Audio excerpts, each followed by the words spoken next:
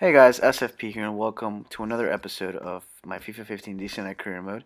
I believe this is episode 43, and like I said, we're getting close to that 50 episode at the moment, and this is another late upload. The reason being that I got to work a little, I got back from work a little later than I thought I would, and it turns out that there were actually a couple friendlies that I wanted to check out, and so I'm actually taking advantage that there's actually a half at the moment. The games that I was watching, the first one was the U.S. versus Brazil game, and the U.S. performance for this game seems to be what was expected from the previous game with Peru. At least that's what I thought. And now I'm actually watching the Argentina versus Mexico game, and at the moment it seems like a fairly interesting game, very back and forth. I'd like to say that Argentina have had more of the possession, but Mexico have had the better looks at goal. So it's a very interesting game at the moment. 1-0 so far in the first half, so I'm just waiting for the second half to start. Excuse me. And while we're doing this, I'm going to make the recording right now with the New England Revolution. That's the team we're going to be facing. The first team we're going to be facing today. And this should be a good game, guys. The New England Revolution have been a very good team, at least in real life. At the moment in this league, I'm not quite sure yet. I'd have to double check. And here we see with Fagundes, the Uruguayan is going to have his opportunity. He's going to pass it to Lee Kwang Ho. Lee Kwang Ho makes a good shot. And what a nice save there by Bill Hamid. And a nice save there by our defender, too, which I believe was Birnbaum or Boswell. And here we see that New England have another good opportunity that was missed with, I believe it was Lee again, with the opportunity. And that was just so close, guys. But luckily for us, it didn't go in the back of the net. Here we see Bill Hamid's going to put it back in play. And here again, for the third time, we're going to see that the New England Revolution seem to have the upper hand here when it comes to attacking here. And we see that we're trying to defend very well so far. But if this keeps going, guys, we're actually going to concede. Because at this moment, New England are on fire and they're going to get an opportunity. And here we go with a service there by Alston, who's going to pass it to Caldwell. Steve Caldwell's going to pass it to Lee Huang. And another save, an easy save there by Bill Hamid. And again, it seems to be the story of the New England Revolution. Here we see Lee passes it nicely to the other attacker, and the New England player just taps it in really nicely there. And that is 1-0, guys. We are down 1-0, and it was a simple goal, and it was something that honestly my defender should have had, and I might bench him for it. Because that is very unacceptable. Actually, it was Chris Pane, so maybe I'll go a little bit easier on Chris, because he's technically not a defender. He's a left winger, or a left midfielder. And so Lee seems to get the first one here for the New England Revolution. And it was to be expected, guys. As we've seen here, the New England Revolution have had the better opportunities here. And look, they're still actually going at it. And it's a good thing that the half ended, because right now this first half was completely New England's to own. And we see here 31 possession from my part. Not many shots on goal either. So I'm about to make some serious changes here. I'm going to put in Farfan. I'm going to put in Madeira, which, like I said before, guys, I haven't been a big pacey guy. I've kind of... I'm a bit annoyed, I guess, with YouTubers just basically focusing on pace. But at the moment, I'm going to need pace, so I'm going to be a little bit hypocritical in that aspect. And we see here that Madeira's going to have it. Madeira's going to run for it. His speed is good enough that he gets a shot in. And unfortunately, a deflection and an easy save there by Shuttleworth. And here we see that New England is going to have an opportunity, but luckily my defender gets it. Farfan gets it, passes it to Madeira. Madeira's going to exploit his speed here.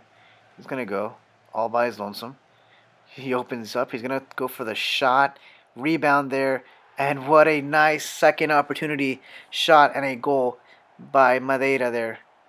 Using all pace, using all his physical attributes here to get that goal here. And that is the equalizer. That is the goal we needed. And with this, hopefully the momentum will change and we'll be able to get the second one as well. And so my subs have been very impactful. And I've actually noticed that in this particular season that my subs have been very impactful. Chris Rolfe has been impactful coming off the bench. Madeira has been impactful, obviously, right now. Speaking of Madeira, Longo's going to find Madeira there. Madeira's going to go for the ball. He's going to go run. He's going to cut inside. He's going to go for the shot again. Nice save there by Shuttleworth. But the rebound falls to Fabius Spindle. And Fabius Spindle is going to punish you in that area, guys. And that makes it 2-1.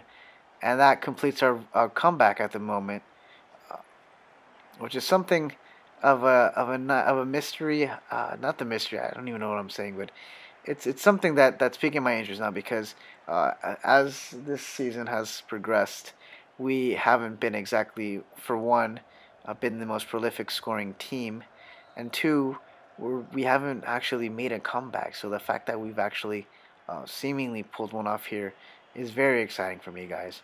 And we see here that Agudelo is going to have probably the last opportunity, and I don't know what he's doing. He's going to center the ball, and my defenders take it out, and that's going to be the game, guys. 2-1 win. A very exciting game, actually. I was very emotional as the game was progressing, and this is one of those games where I feel that if I did a live cam, it would be a lot more exciting for you guys to watch. I would have reacted crazily, and we got the win, which is what is the most important part, actually. And Colin Martin obviously does not is not happy with his playing time, and I believe I have him as a future player. So I'm not exactly sure why he's unhappy. We're not even that well into the season, I believe. Actually, let's see here, game 17, I believe. So I guess we're about halfway ish, close to halfway done with the season, which is good. It's good because I actually it's getting harder to play, guys. FIFA 15, I should say, because FIFA 16 is coming so close, and at the moment I'm actually downloading the demo for FIFA 16.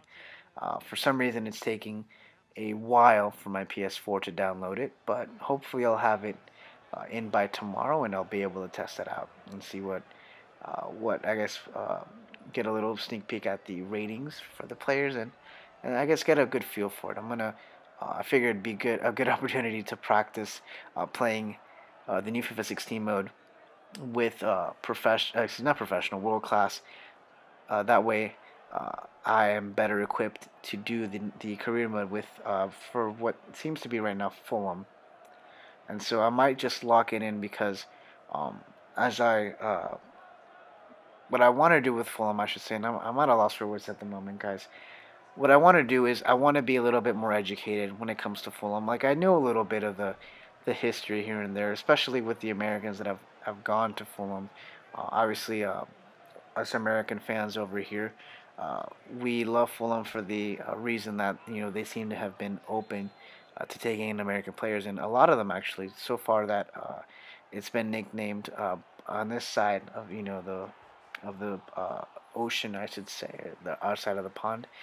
We call it Full America. So um, now it seems though that Tottenham seems to have been that for a little while, with Dempsey there and Yedlin.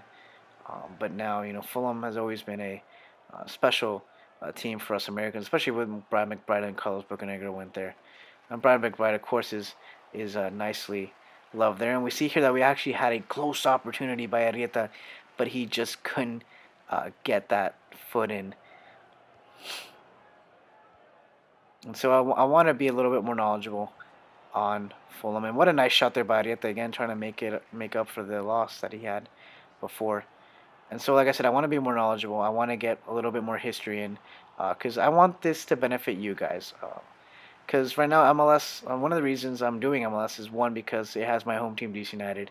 And two, I would like to think I'm fairly knowledgeable when it comes to MLS. I not only know my team fully, but I know enough of every single team in this league to get a feel for it and kind of give you guys a little aspect into what each team is doing at the moment, how they're playing, what type of players they have, what are the prospects of going to the league, MLS Cup. And we see here that's Alalam all by himself, shoves the defender a little bit. He's trying to not lose the ball there, and he gets the first goal of this game, and that makes it 1-0, guys.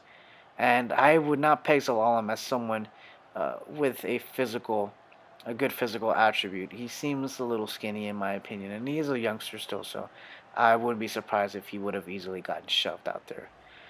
But like I said, guys, I want to be a little bit more knowledgeable with Fulham. I want to entertain you guys and not seem like a novice, because I don't want to be like, oh, this guy's so slow, or I don't know. Like, maybe what if I accidentally sell one of the heroes of Fulham, someone who maybe was there for the great escape that they had at the moment, or I don't know what it is.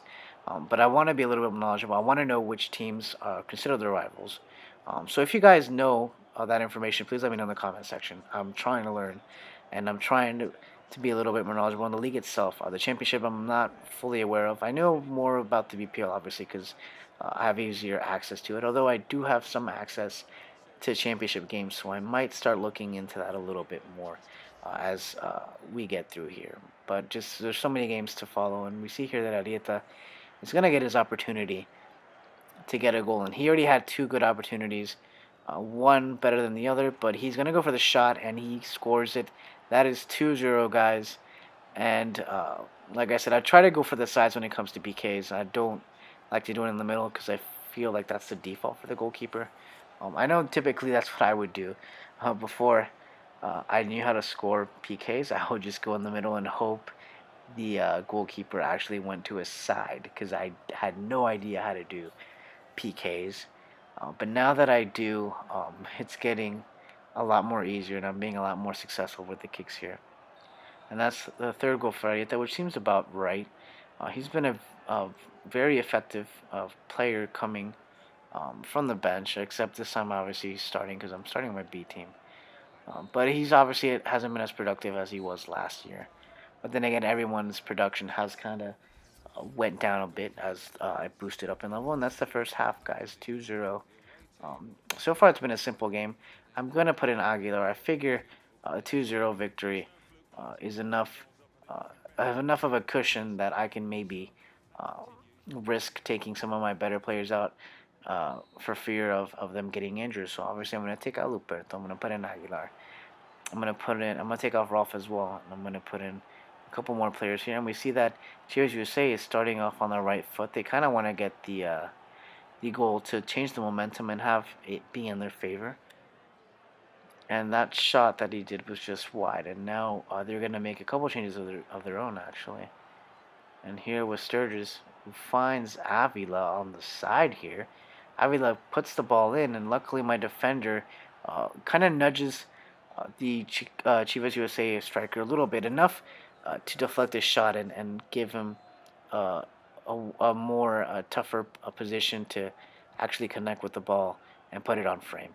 And here we see another opportunity for the Chivas USA team that is now defunct, obviously. And what a nice turn by Correa. Correa finds Finley, and Finley with the basically dropping header, the flying header, or the palomitas, as we Hispanics say over there. What a nice goal, guys. I'm a little disappointed with Gallese. I feel like he should have had that. But the goal itself is beautiful, so I'm going to let it slide. But what a nice goal. Those are those goals that you kind of imagine yourself doing as a little kid. You know, it was like the diving header, the scorpion, obviously, the bicycle kick. Those are the type of goals that one would love to do in a game. Anyways, they're gonna get the goal here, and we see here another opportunity by the Chivas USA team, but we easily take care of it with Gallese there. And so in the last few minutes of the game, we have an opportunity here. Aguilar's gonna find Zelalem. Zelalem goes down, and I was swearing to the ref that was a PK, guys. But apparently it wasn't a good enough tackle here. And we see that the goalkeeper's out, so I'm trying to catch him by surprise. Aguilar, unfortunately, is not quick enough, and the defender, Welch, gets it. And that is game, guys. That is a 1-2 victory that we're getting. And I believe the whistle should be whistled right about now. Anyways, guys, thank you for watching. Follow me at SFP Soccer Show on Twitter. And stay tuned tomorrow for the next game coming up.